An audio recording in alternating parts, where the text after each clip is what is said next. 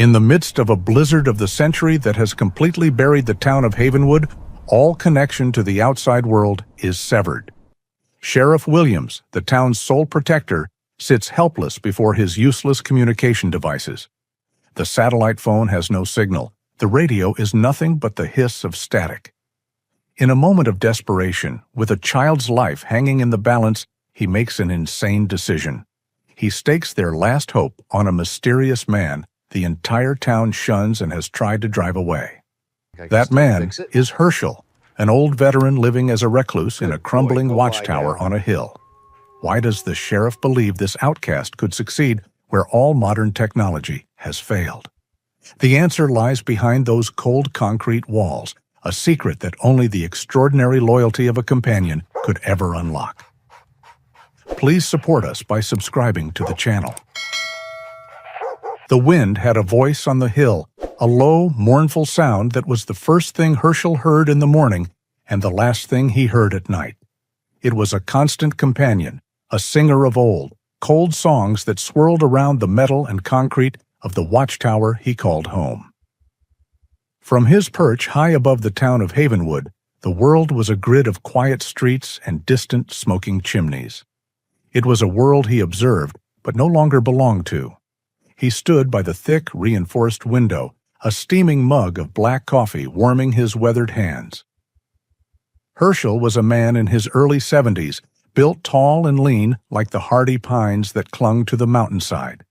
His frame, though thinned by age, still held a quiet strength, a testament to a life lived under discipline. His short brown hair was streaked with silver at the temples, a mirror to the frost on the morning ground. His face was a roadmap of his years, rugged and lined, but his eyes, a clear, pale blue, held a deep and abiding kindness that few ever got close enough to see. He wore his usual uniform against the Minnesota chill, a worn brown leather jacket over a faded red plaid shirt, old denim jeans, and a pair of sturdy, scuffed work boots. A heavy head rested on his boot. Herschel looked down, a small, rare smile touching his lips. Major, his 7-year-old German shepherd, looked back up at him, his intelligent amber eyes filled with a familiar, questioning look. The dog was a magnificent animal, large and powerfully built, with a thick coat of wolf gray and white sable fur. The fur around his muzzle was beginning to turn a distinguished silver, the only sign of his advancing age. He was not just a dog. He was an anchor, a silent keeper of Herschel's unspoken history. Major had been with him for 6 years, a steady presence that had pulled him back from the edge more times than he could count. The dog shifted, his body a solid, reassuring weight against Herschel's leg. Together, they watched the town below wake up. School buses, like bright yellow beetles, began their slow crawl through the streets. People emerged from their neat, respectable houses, their forms small and distant. They were a community, a collection of interconnected lives. Herschel and Major were an island, separated by a sea of rumor and misunderstanding. To the people of Havenwood, the man in the tower was a ghost, and his dog was a wolf. The tower itself was a scar on their landscape, a relic of a forgotten war that they wanted to erase. Down in the warm, wood-paneled office of the Havenwood Town Hall, Mayor Thompson was doing his best to make that erasure a reality. He was a man in his late 50s whose sharp business suit and polished shoes stood out against the town's more practical, rustic attire. He projected an air of confident progress, of a man who knew what was best for the community.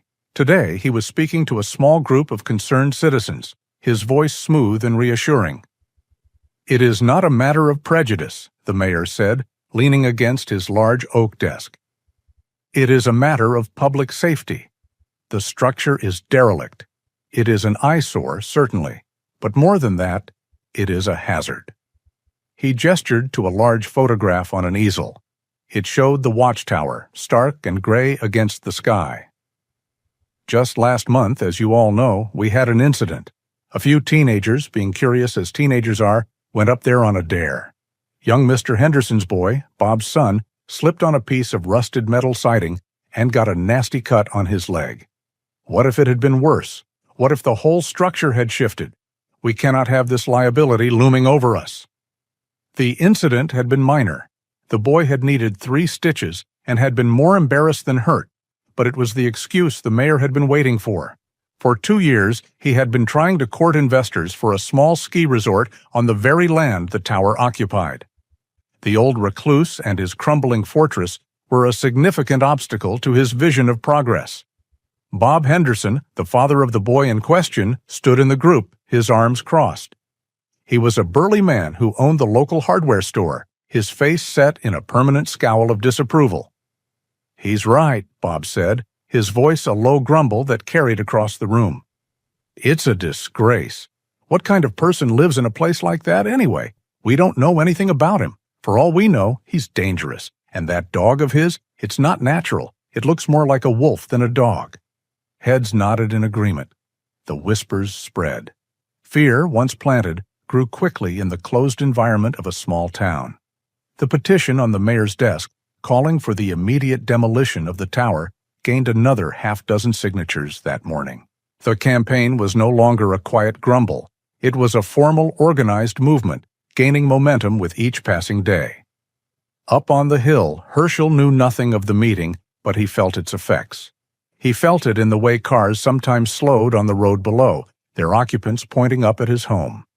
He felt it in the cold, suspicious stares he received on his infrequent trips into town for fuel and supplies.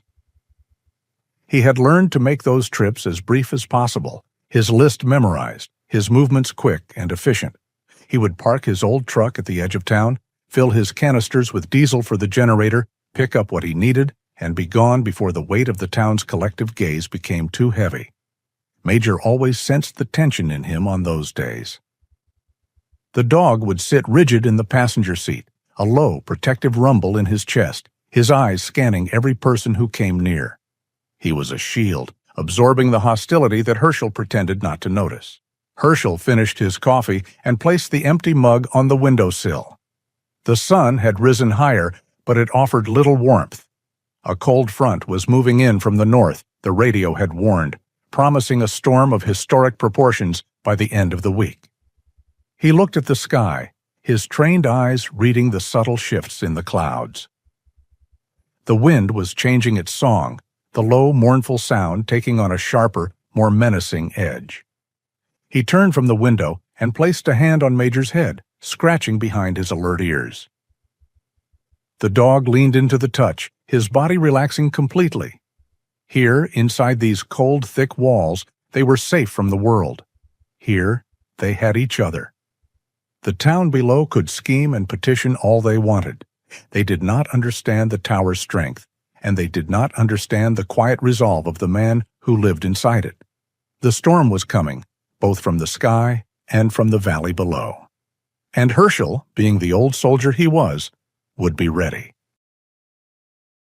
The tower was a place of deep silence, punctuated only by the wind's endless monologue and the soft clicks of Herschel's tools. Yet in that silence, Herschel's mind was often deafeningly loud. It was a landscape of echoes, ghosts of sounds that had followed him for more than 50 years, across an ocean and through the decades, to this isolated perch in the Minnesota hills. He was sitting at his workbench, a long, sturdy table, cluttered with the organized chaos of his life's true passion. Wires of every color lay in neat coils, vacuum tubes were arranged in labeled boxes, and the faint, sharp smell of solder hung in the air. In his hands was a delicate circuit board from an old military surplus transceiver. His movements were steady and precise, his focus absolute. He was a surgeon operating on the guts of a machine, a watchmaker tending to the heart of time. A sudden, sharp gust of wind slammed against the western face of the tower, making the thick window pane vibrate with a low hum. That was all it took. The hum was the trigger. The air in the tower grew thick and heavy, the Minnesota chill replaced by a suffocating tropical heat. The scent of pine and damp earth vanished, choked out by the smell of diesel fumes, canvas, and fear. It was the summer of 1971. He was 20 years old, no longer Herschel, the quiet Minnesotan boy, but Specialist Monroe, a radio operator tucked into the relative safety of a forward support base. He was in the communications tent, a dim, sweltering space filled with the overlapping chatter of a dozen different channels. His job was to listen, to be the ear of the command, to connect the disparate voices in the jungle into a coherent whole. For days, the airwaves had been tense. A small fire base perched on a remote hilltop designated LZ Albany was reporting increased enemy activity. Herschel knew one of the operators there, a kid from Ohio named Miller, who was always talking about the Chevrolet Camaro he was going to buy when he got home. The hum in Herschel's memory grew louder. It was the sound of the main generator outside the tent. Then came the first call. It was Miller's voice, tight and strained. "Command, this is Albany. We have movement on the wire, west perimeter." The response from command was calm, professional. But over the next hour, Herschel listened as the situation at LZ Albany deteriorated. Miller's voice grew progressively more frantic. The professional calm of the radio traffic broke down into desperate, overlapping shouts. Then came the sounds of explosions, closer and closer to Miller's microphone. "They're inside! They're inside the wire!" Miller screamed. His voice was no longer that of a soldier, but of a terrified boy. Behind him, Herschel could hear shouting, the distinct crack of M16s, and a sound he would never forget, the rising, terrifying wave of human voices in a full-scale assault. And then the static. It wasn't a clean break. It was a horrible, violent noise, a shrieking roar as the radio equipment was destroyed. Mixed in with the static were the last sounds from LZ Albany, sounds that were ripped and torn apart by the electronic chaos. For 10 seconds, maybe 15, Herschel sat frozen, gripping his headset, a helpless witness to the death of an entire outpost broadcast directly into his ears. Then there was only a dead, empty hiss. He blinked. The soldering iron in his hand had grown cold. His knuckles were white where he gripped the edge of the workbench. His breathing was shallow, his heart hammering against his ribs like a trapped bird. The tower was silent again, but his head was still full of the ghost static of 1971. A wet nose pushed firmly into his hand. Major whined, a low, concerned sound from deep in his chest. The dog had moved from his resting spot and was now standing beside him, his body pressed against Herschel's leg, a solid, living anchor in the swirling chaos of his memory. Herschel let out a ragged breath and let the soldering iron clatter onto the table. He wrapped a trembling arm around the dog's thick neck, burying his face in his fur. The dog didn't move, simply stood there, absorbing the tremors that ran through the old soldier's body. This was why he built the radios. This was his therapy. The ghosts lived in the noise, in the uncontrolled chaos of static. But here, at his bench, he was in command. He was the one who could tame the chaos. He took another deep breath, the solid warmth of Major slowly chasing the chill from his bones. He picked up the circuit board again. His hands were still shaking slightly, but his purpose was clear. His work was a meticulous battle against the noise.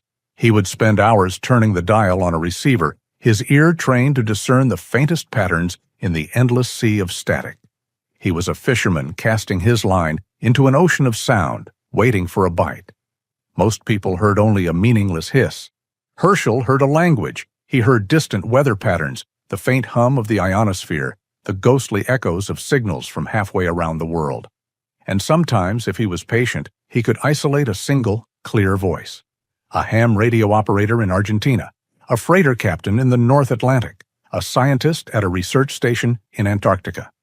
Each clear signal he managed to pull from the ether was a small victory. A moment of clean, perfect order wrested from the jaws of chaos. It was the only way he knew to prove to himself that the terrible static of LZ Albany did not have the final say. Later that afternoon, after the ghosts had been pushed back into their corners, it was time for their drills. Discipline was the framework of Herschel's life, and he had imparted that same structure to Major. They were a unit of 2. He walked to the far side of the tower's main room and deliberately let a small, specialized wrench slip from his fingers, clattering onto the concrete floor some 20 feet away. He walked back to his bench and stood for a moment, watching the dog. Major sat perfectly still, his eyes locked on his master. waiting. Herschel didn't speak. He simply raised his hand and gave a series of short, precise signals. A pointed finger, a subtle turn of the wrist, a closed fist. To an outsider, it would have been meaningless. To Major, it was a clear set of instructions. The dog rose with a fluid grace. He trotted over to the spot, ignored a screwdriver and a rag that lay nearby, and gently picked up the specific wrench Herschel had dropped. He turned and brought it back, placing it carefully in Herschel's outstretched hand. "Good boy," Herschel said, his voice a low rumble. It was the only praise needed. The true reward was in the perfect execution of the task, the unspoken understanding that flowed between them. They were two soldiers, each secure in his role, each trusting the other completely. It was a bond forged not in words, but in shared silence, shared discipline, and a deep unspoken loyalty. It was the bedrock on which Herschel had rebuilt his shattered world. The true heart of the tower was not the radio room on the top floor, but the chamber at its base. Behind a heavy, soundproofed steel door was a space that smelled of diesel and warm metal, a place where a steady, rhythmic thrum vibrated through the concrete floor. This was the engine room, and its sole occupant was a massive olive-drab generator. It was a military surplus model from the 1980s, a beast of a machine built to power an entire field hospital. And it was Herschel's lifeline. He was performing his weekly maintenance, his movements practiced and economical. He checked the oil, cleaned the filters, and tightened the belts, treating the old machine with the respect a cavalryman would give his horse. This generator was the source of all his light, the warmth for his small electric heater, the power for his soldering iron, and the lifeblood of his radios. It was the engine of his independence. After wiping his hands on a clean rag, he walked over to the large cylindrical fuel tank that stood in the corner. He ran his hand over its cool metal surface before tapping the glass of the fuel gauge. The red needle quivered, settling just below the halfway mark. A quiet frown creased his brow. Half a tank. It was enough for a few more weeks of normal use, but the weather reports were growing more severe. The coming storm would demand more power, more heat, more light. The needle was not just a measure of fuel, it was the countdown clock of his solitude. It meant he would have to make the trip. But first, there was other work to be done. He ascended the winding metal staircase, Major padding silently behind him, his claws making soft clicking sounds on the steps. On the main living floor, next to his workbench, sat a piece of technology that seemed out of place among the vintage radio equipment. A ruggedized laptop computer. A thick, heavy-duty cable ran from it up the wall and through a small, perfectly sealed hole Herschel had drilled, connecting to a satellite internet dish mounted on the tower's roof. Herschel was no enemy of technology. He was simply a selective user. He had no use for social media or the endless stream of news and opinions that flooded the modern world. He used the internet as a tool, a library, and a global marketplace for the specific, often obscure, parts his projects required. He sat down and opened the laptop, the screen casting a soft blue glow on his focused face.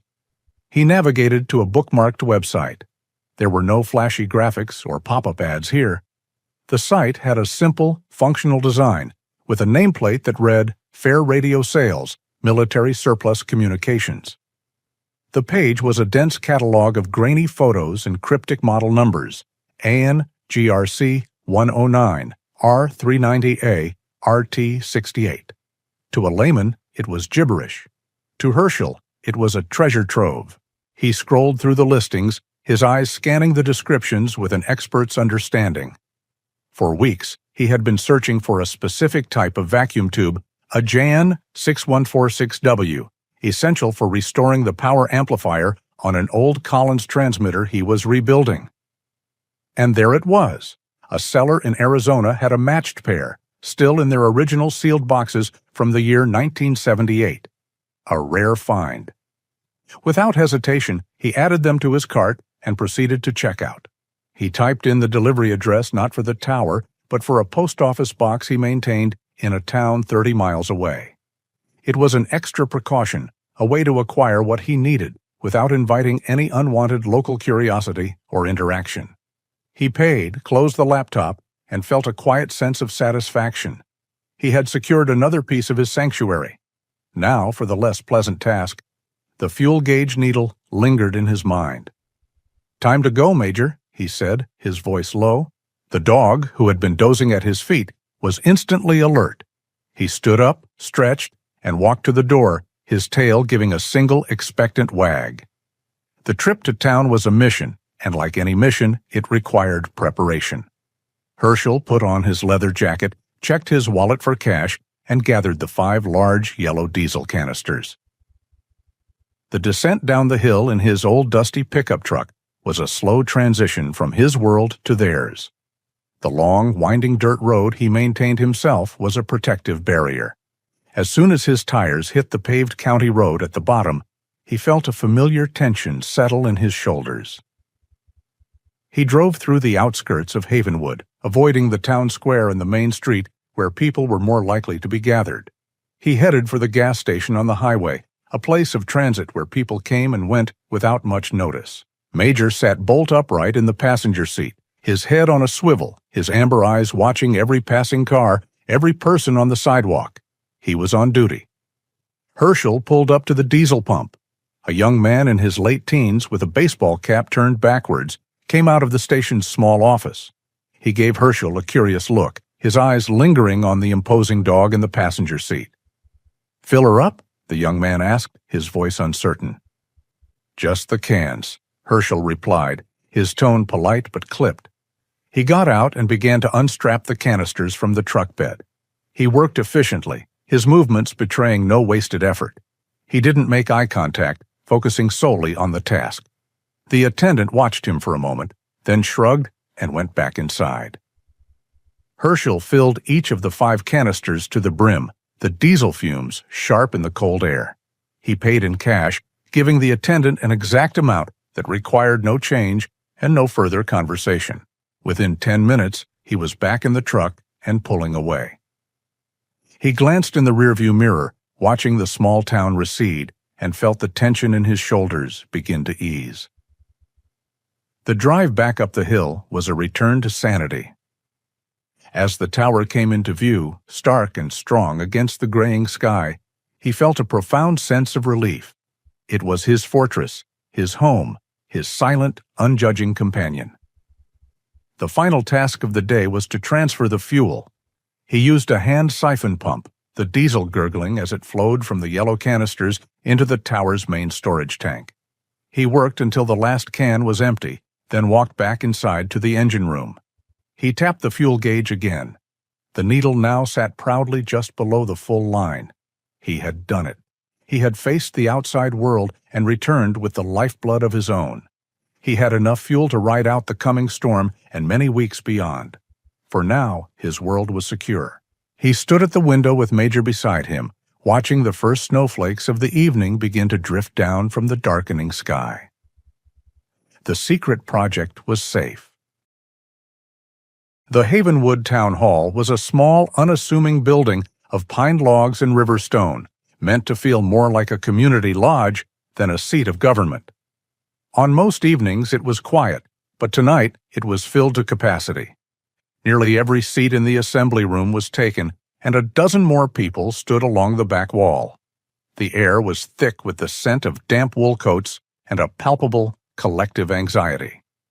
They were here to discuss the ghost on their hill.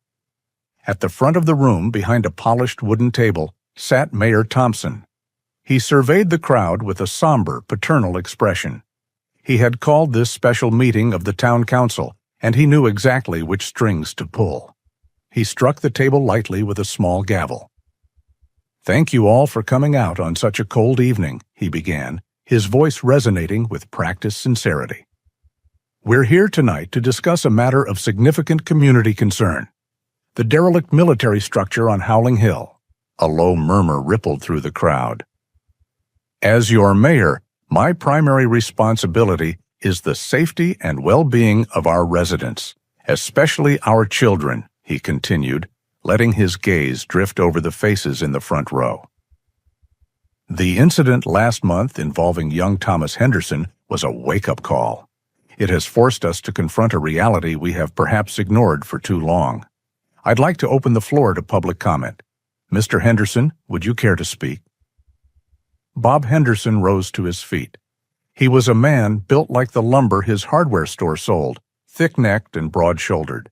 He was a pillar of the community, a man whose opinion carried weight. Tonight, his face was flushed with a righteous anger that he had been nursing for weeks.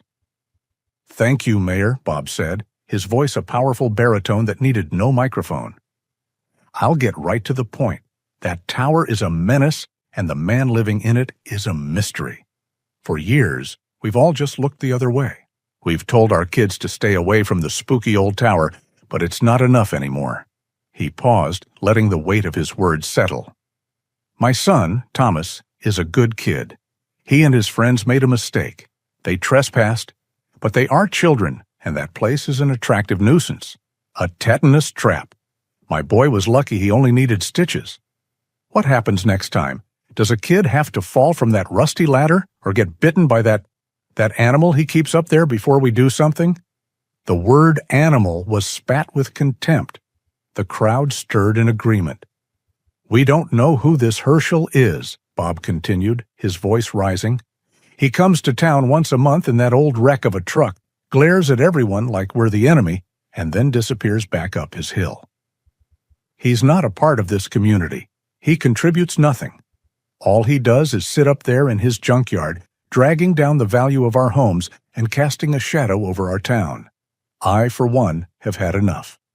It's time we tore that thing down and reclaimed our hillside."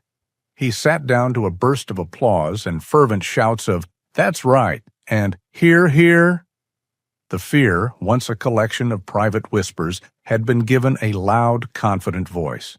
It was now a shared and validated truth. Mayor Thompson let the applause die down, a look of grim satisfaction on his face. "Thank you, Bob. A powerful sentiment, and one I know is shared by many. Does anyone else wish to speak?" A hand went up in the third row. It was Sheriff Williams. He was in his late 40s, with a sturdy, capable build and a calm, observant face that seemed out of place amidst the emotional fervor of the room. He had moved to Havenwood 3 years prior, seeking a quieter post after a long career in a larger city. He was a man who dealt in facts, and the facts were not what he was hearing. "Sheriff Williams," the mayor said, his tone a little cooler. The sheriff stood up, his presence alone seeming to lower the temperature in the room by a few degrees. "I just want to clarify a few points for the record," he said, his voice even and steady. "The incident in question was officially filed as a misdemeanor trespassing case. The injuries were minor. While I don't condone the boys' actions, the primary offense was their decision to go onto private property that was clearly marked as such." He looked around the room, meeting the hostile gazes without flinching. "As for the resident, I can confirm that Mr. Herschel is a decorated military veteran. In the 6 years he has lived on that property, my office has not received a single complaint about him until this trespassing incident. There is no record of him being a threat to anyone. His dog, a German Shepherd, has never been reported as aggressive and has never been seen leaving the property." Bob Henderson snorted from his seat. "That doesn't mean it's safe, Sheriff." "What I'm suggesting," Williams continued, ignoring the interruption, "is that perhaps a more measured approach is warranted. Before we talk about demolition, maybe the first step should be to reinforce the no trespassing signage and have a conversation with the property owner about the community's concerns." His reasonable words fell into a well of emotional indignation. The crowd was not interested in measured approaches. They were interested in action. "A conversation?" a woman in the back shouted. "He's had 6 years to have a conversation." Mayor Thompson saw his moment. He stood up, raising his hands for quiet. "Thank you, Sheriff, for your professional input. We appreciate your perspective."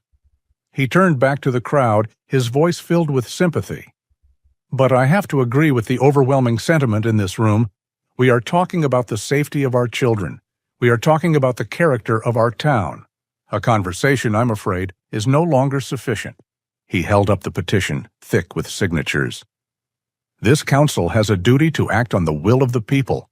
This petition, calling for the county to declare the structure a public hazard and order its removal, has my full and unequivocal support.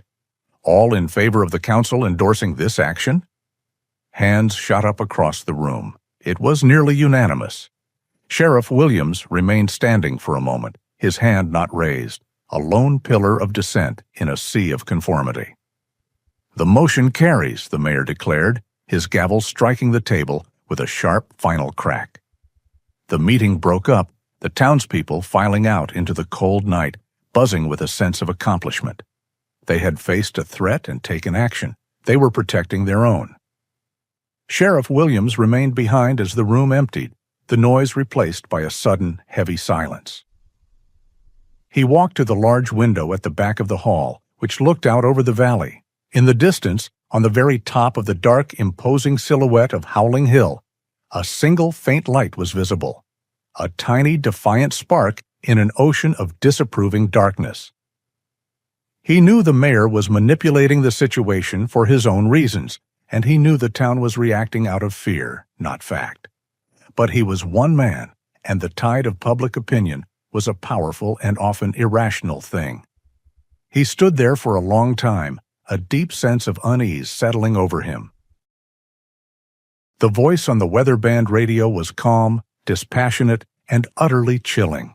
It spoke of barometric pressure dropping at an unprecedented rate, of a convergence of Arctic air and atmospheric moisture that was brewing a storm of historic proportions. It used words like blizzard warning, whiteout conditions, and life-threatening travel. To the people of Havenwood, it was a familiar winter drone, the background noise of a Minnesota November. To Herschel, listening intently in his radio room, it was an intelligence briefing, a clear and actionable threat assessment. For a soldier, a forecast like that was a call to action. He switched off the radio, and a deep, purposeful silence filled the room. He had already made his trip for fuel. Now, the final preparations began. He moved with an economy of motion that spoke of years of ingrained discipline. There was no panic, only a methodical execution of a well-rehearsed protocol. First, the exterior. With Major at his heels, he descended to the base of the tower and stepped out into the biting wind. The air had a strange, heavy stillness to it, the calm before the assault. He circled the structure, his eyes scanning for any weakness.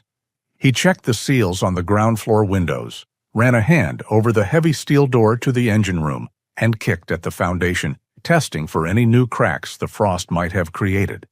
He looked up, his gaze tracing the lines of the satellite dish and the tall antenna mast, checking their mountings and guy wires.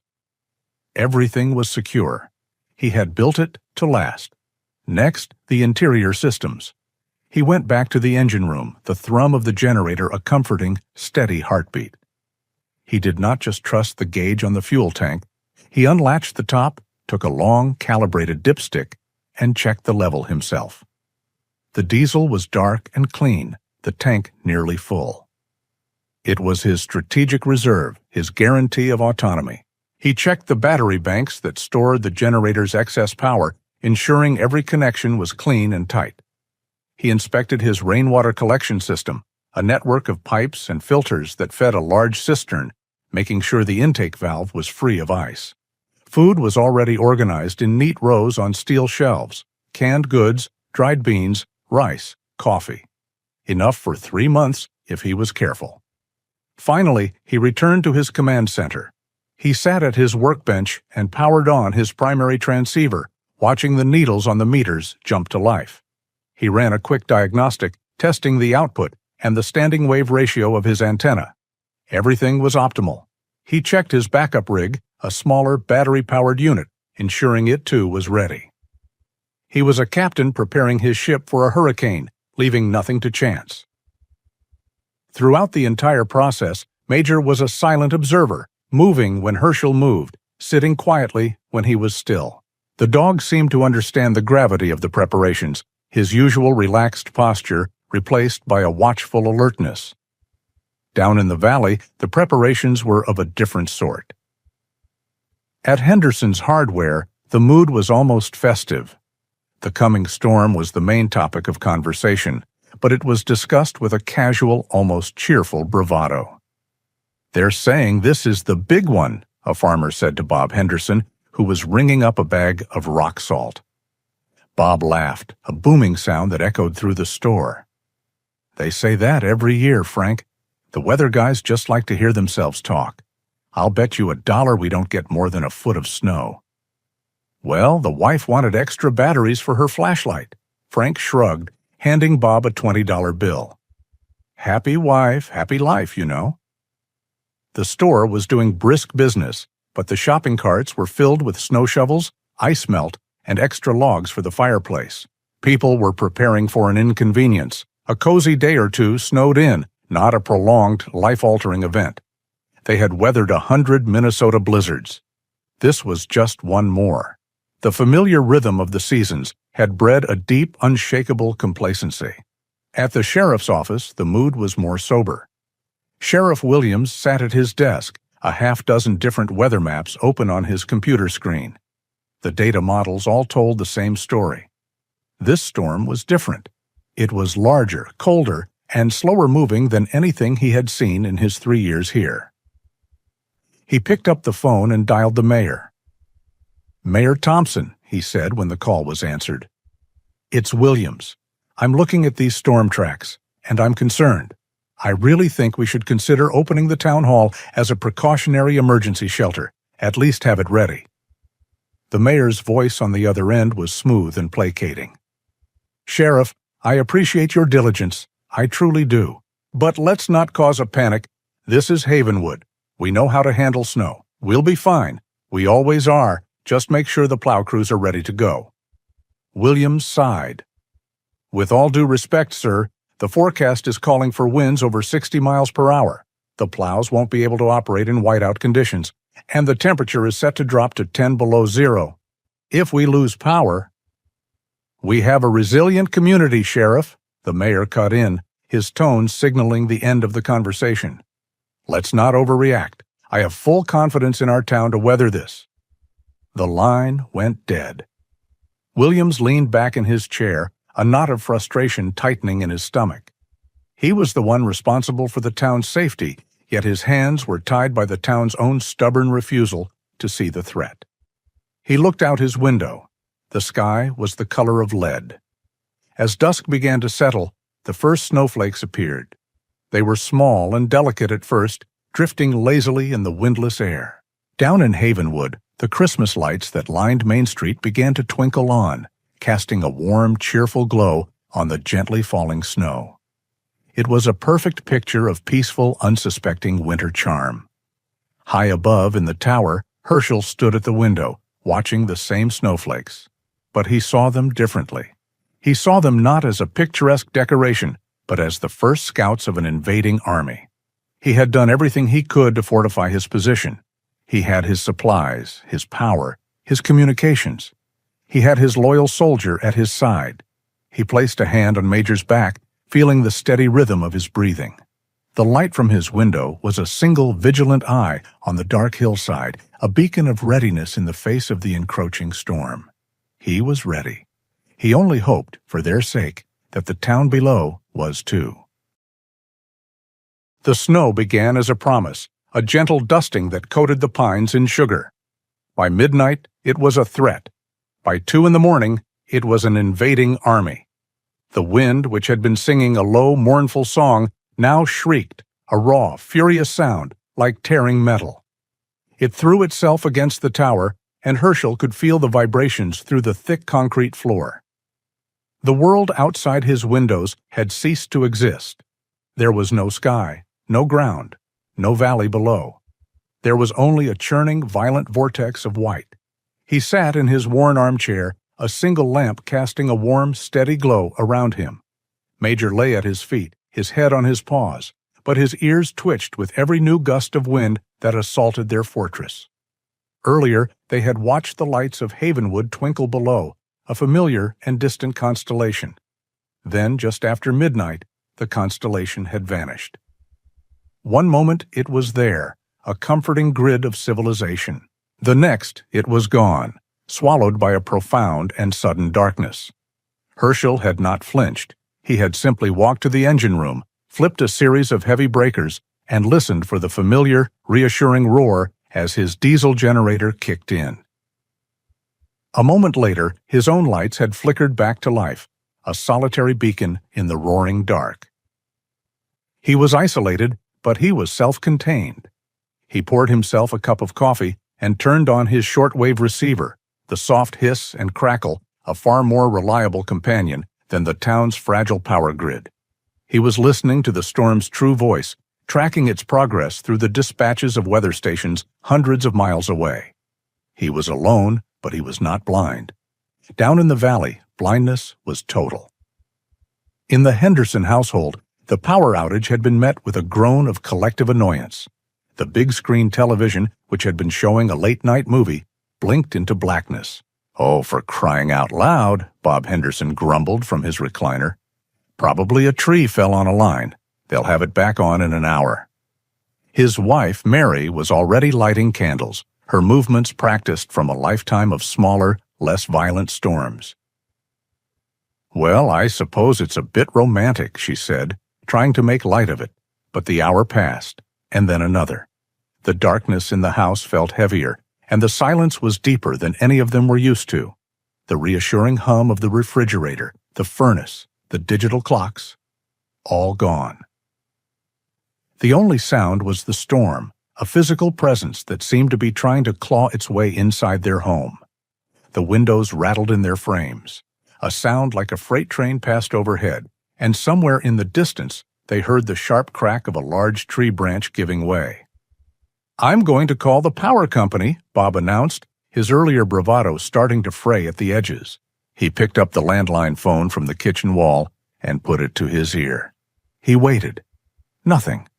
He pressed the buttons a few times. The line was completely dead.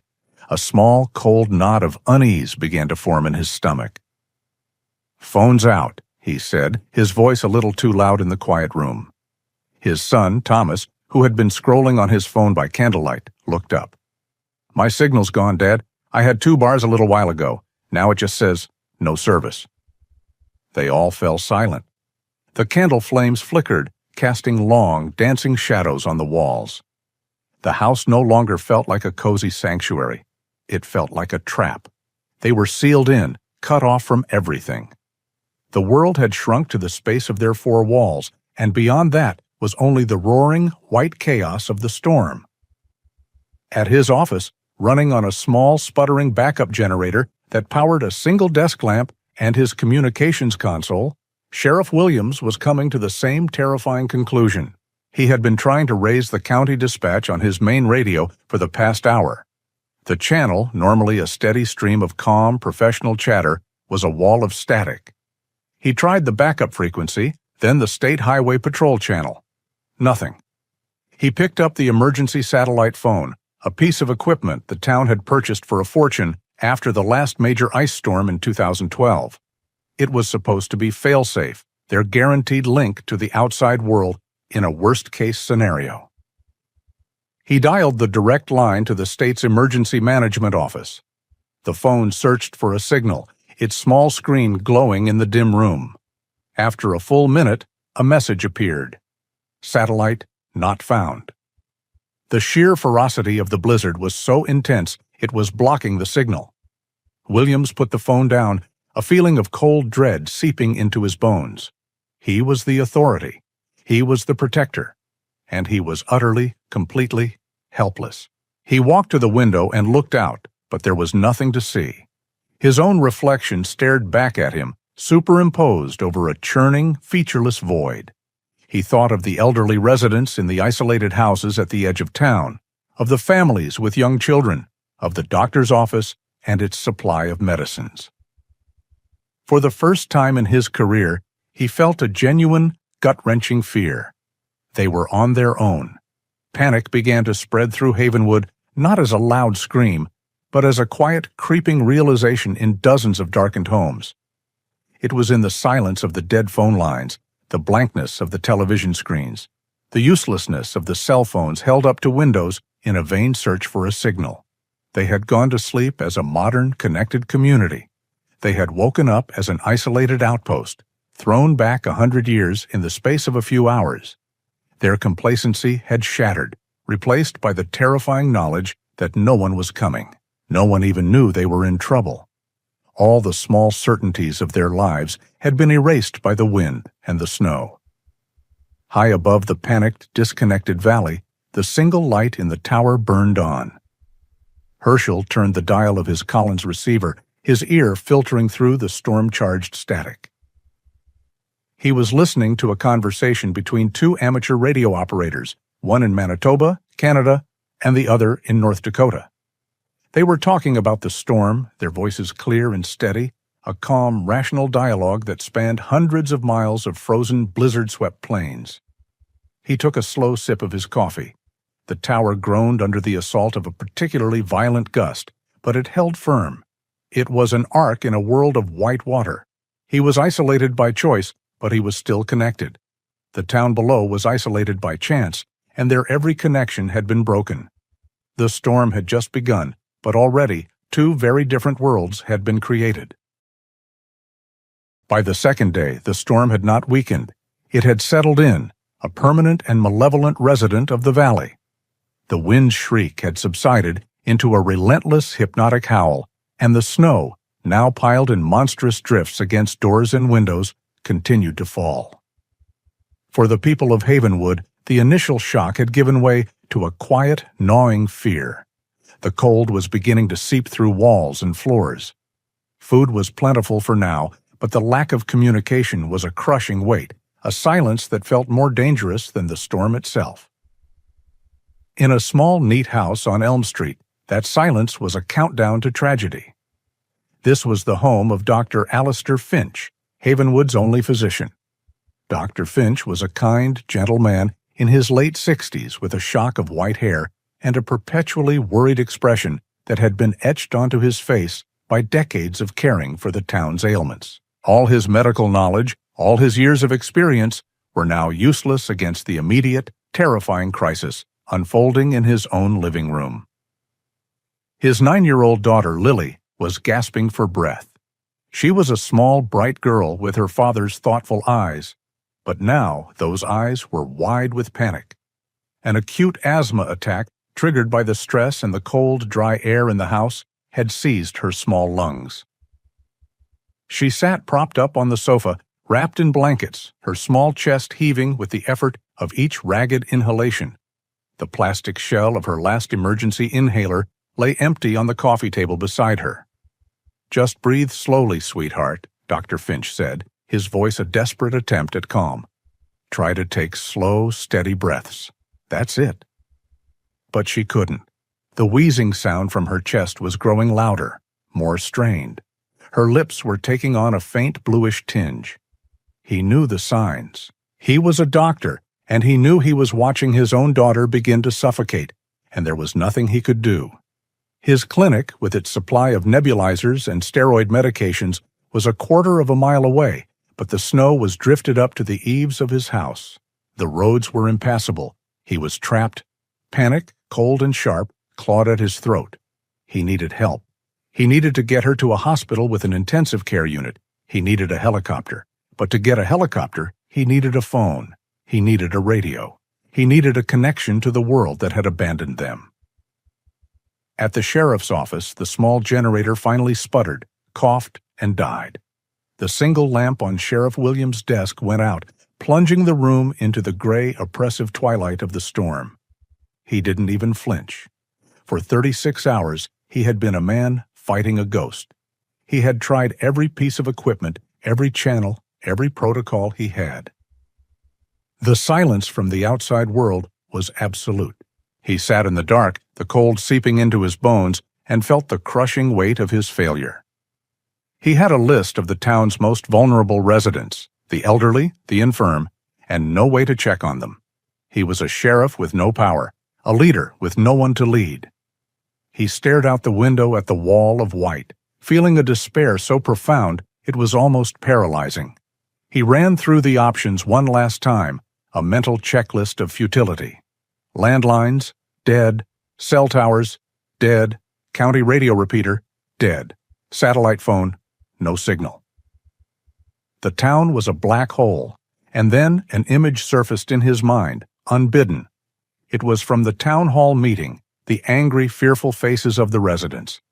And in that memory, he saw himself, standing alone, looking out the back window. He saw the single faint light on the dark silhouette of Howling Hill. A spark of an idea, so improbable and desperate that he had dismissed it before, now ignited in his exhausted mind. The old man in the tower. The recluse?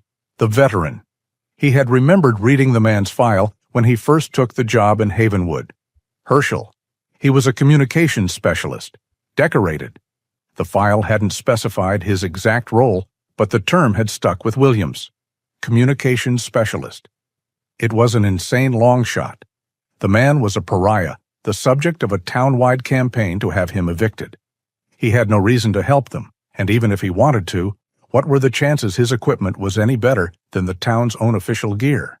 The storm that had blinded a multi-million-dollar satellite network would surely have no trouble with some old army junk in a concrete tower.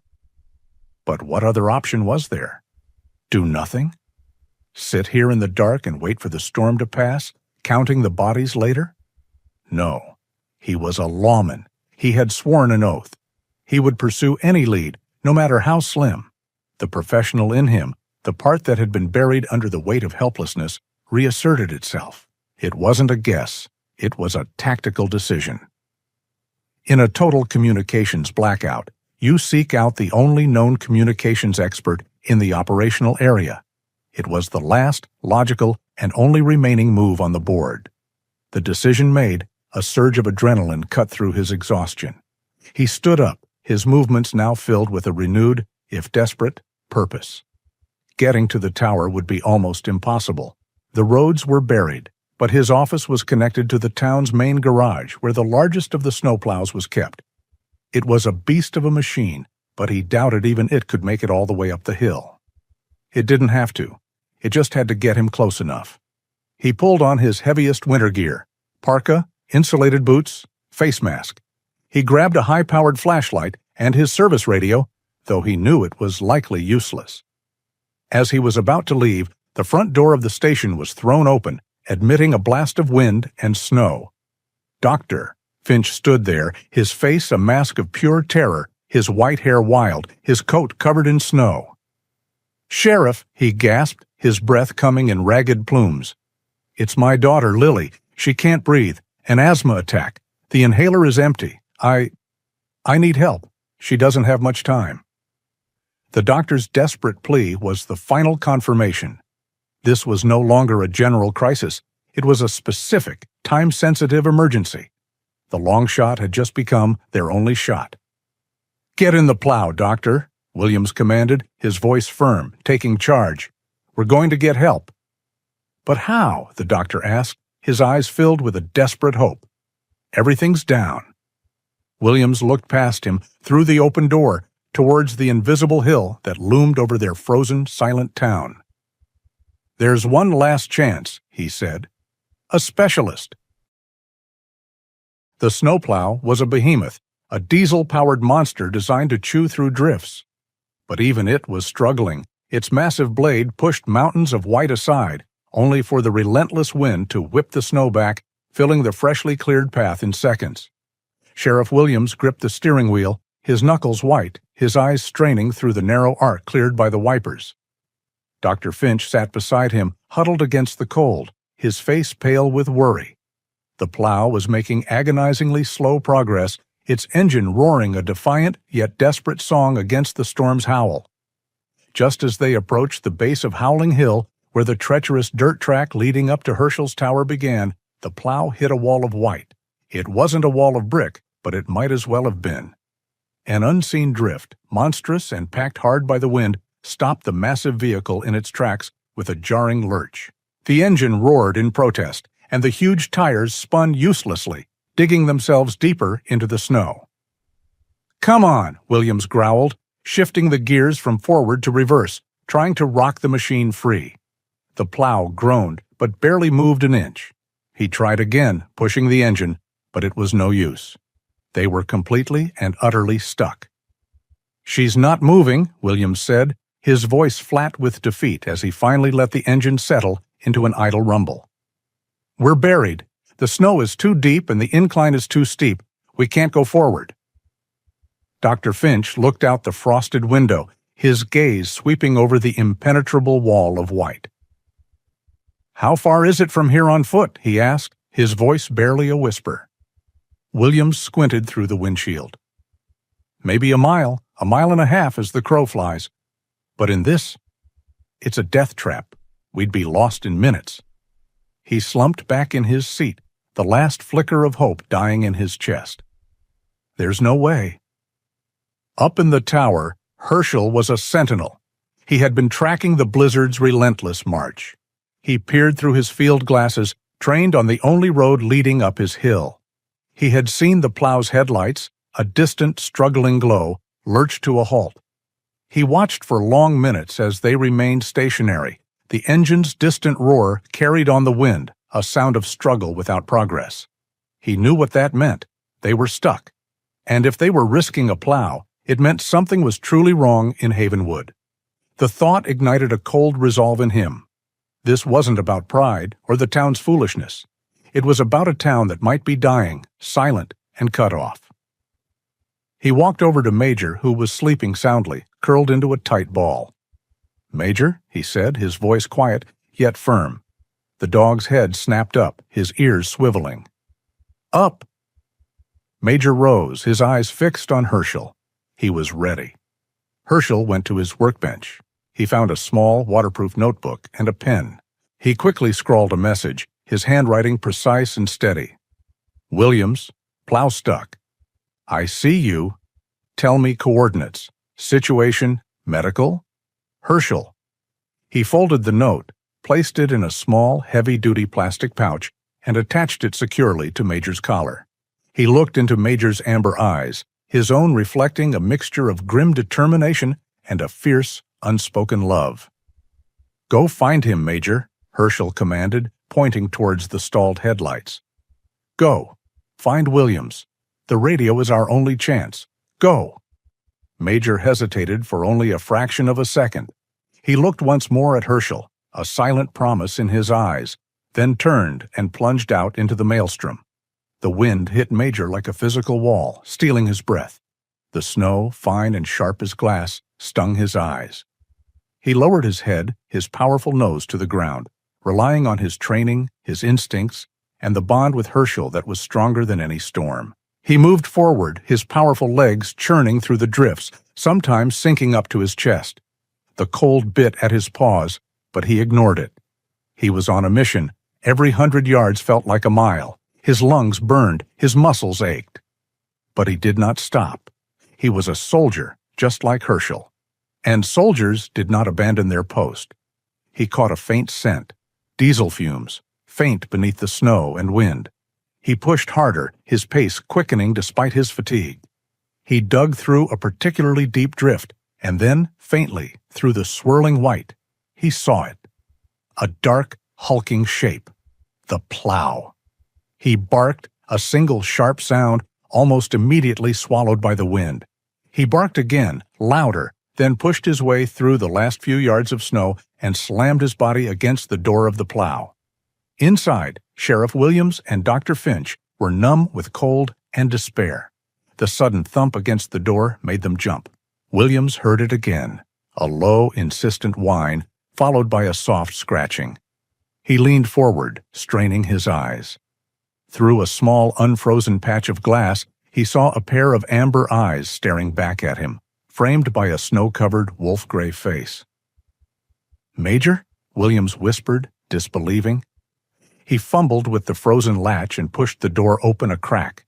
Major squeezed through, shaking off a shower of snow. Williams felt a surge of pure, unadulterated relief. The dog was real. And then he felt the plastic pouch attached to Major's collar.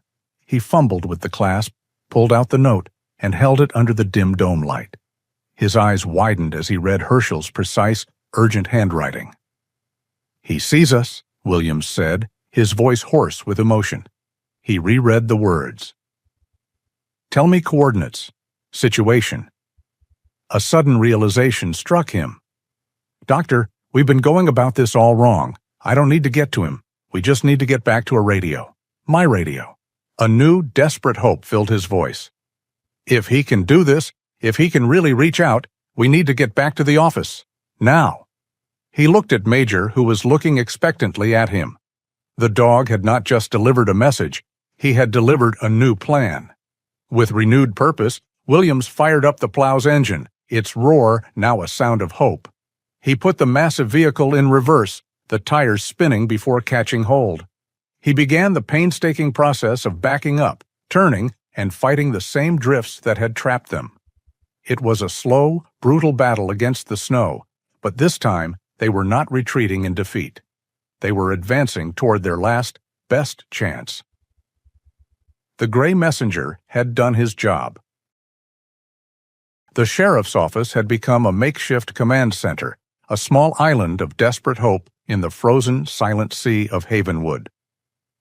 Sheriff Williams had managed to get Dr. Finch back from the stalled plow, and a few other townspeople, including a pale and worried-looking Bob Henderson, had gathered there, drawn by the faint light from the station's emergency lamps. Williams had jury-rigged the radio from his patrol truck to the station's main antenna, and now he sat before it, a grim expression on his face.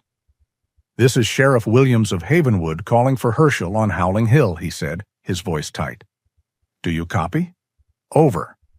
The speaker answered with a roar of static, the voice of the storm itself. Bob Henderson, who had been pacing nervously, let out a short, harsh laugh. "This is crazy, Williams. You're talking to a ghost. We're wasting time." Williams ignored him, his focus entirely on the radio. He pressed the transmit button again. "Herschel, this is Williams. We have a medical emergency. A child's life is at stake. If you can hear me, please respond. Over." For a long, agonizing moment, there was only the hiss and crackle of the blizzard. Dr. Finch buried his face in his hands. The last fragile thread of hope was about to snap. And then it happened. A sound cut through the static, a sound so clear and powerful it seemed to physically push the storm's noise aside. It was a human voice. "Sheriff Williams, this is Herschel on Howling Hill. I read you loud and clear. The channel is open. Go ahead with your report. Over." The voice was nothing like the quiet, gruff mumble they had imagined. This voice was calm, steady, and radiated an absolute, unquestionable authority. It was the voice of a man who was not just in control of his equipment, but in control of the situation. It was the voice of a professional in his element. Everyone in the room froze, stunned into silence. Williams recovered first. "Herschel, thank God. We have a 9-year-old girl, Lily Finch. Acute asthma attack. Her emergency medication is exhausted, and she is in respiratory distress. We need an immediate medical evacuation. Over." The reply came instantly, without a hint of hesitation. "Understood. I will attempt to contact the National Guard Air Ambulance Unit out of Duluth. I need your precise coordinates for a potential airlift. I also need the doctor to give me the child's current vitals, respiration rate, heart rate, and level of consciousness. Be precise. They will need it." Over.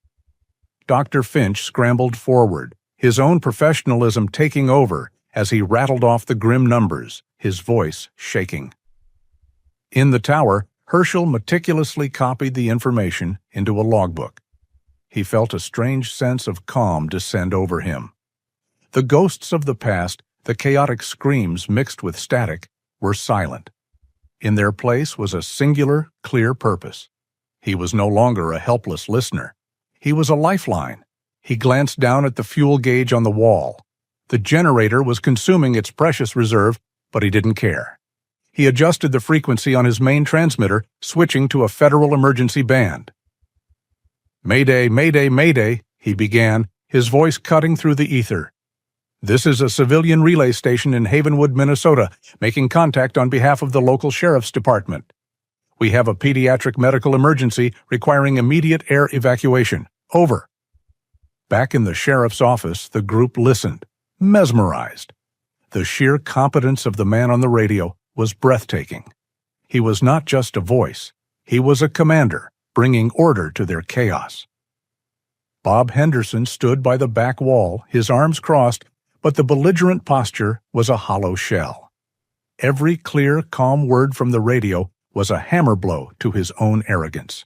He remembered his own voice, loud and angry at the town meeting, calling this man a menace, a disgrace. He had painted him as a dangerous, unstable recluse living in a junkyard. But the voice he was hearing now was the most stable, most competent voice he had ever heard.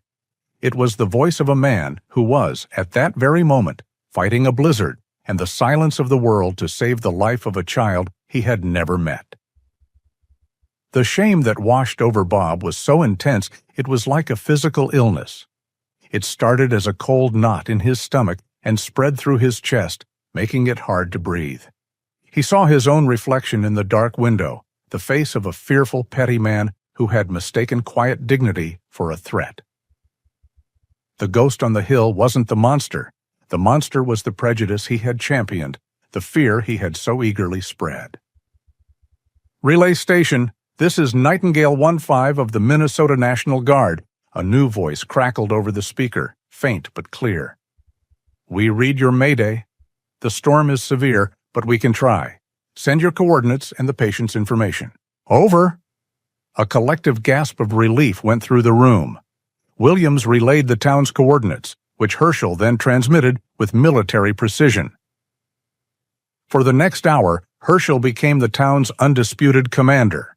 He coordinated between the helicopter pilot, who was fighting treacherous winds, and the sheriff on the ground, helping them choose the safest possible landing zone, the high school football field. He relayed medical advice from the flight medic to Dr. Finch. His voice never wavered. It was a calm, steady anchor in the storm. Bob Henderson listened to it all, rooted to the spot. He heard the man he wanted to evict save a life. He heard the quiet professionalism of a man who asked for nothing in return. He realized that while he and the town had been busy trying to tear down the man's home, Herschel had been quietly building a fortress not just for himself, but one that was now strong enough to shelter them all. Finally, a new sound pierced the howl of the wind, the faint rhythmic whump, whump, whump of rotor blades. The helicopter had made it. "Nightingale 1-5 has visual on the landing zone," the pilot's voice said through the speaker. "We are beginning our descent." The crisis was not over, but the tide had turned. Hope, which had been extinguished, had been reignited by a single, determined voice from a lonely tower on a hill. The storm still raged, but Havenwood was no longer alone. Bob Henderson looked out the window, his eyes tracing the darkness up to the single point of light on Howling Hill. It was no longer a blight on the landscape. It was a beacon. And he, Bob realized with a final crushing wave of shame, had tried to put it out. The dawn that followed the blizzard was blinding. A pale, watery sun appeared, and its light reflecting off the endless, unbroken sea of white was brilliant and absolute. The wind had finally exhausted itself, leaving behind a world transformed, muffled, and still. From his vantage point in the tower, Herschel watched the National Guard helicopter, a dark dragonfly against the snow, lift off from the high school football field and turn east, carrying its precious cargo towards safety. "Nightingale 1-5 is clear of the valley," the pilot's voice crackled one last time through his speakers. "Our thanks, relay station. You did good work here today. Nightingale out." Herschel keyed his microphone, his voice low and steady. "Understood, Nightingale. Godspeed. Herschel out." He switched off the transceiver.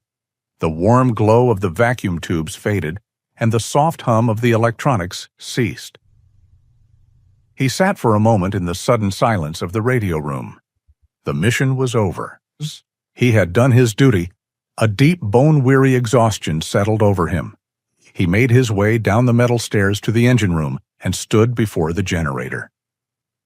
For 3 days, its steady, thrumming heartbeat had been the pulse of his world, the engine of hope for the valley below. With a firm hand, he pulled the main fuel cutoff lever. The engine sputtered, coughed, and died. The silence that followed was total.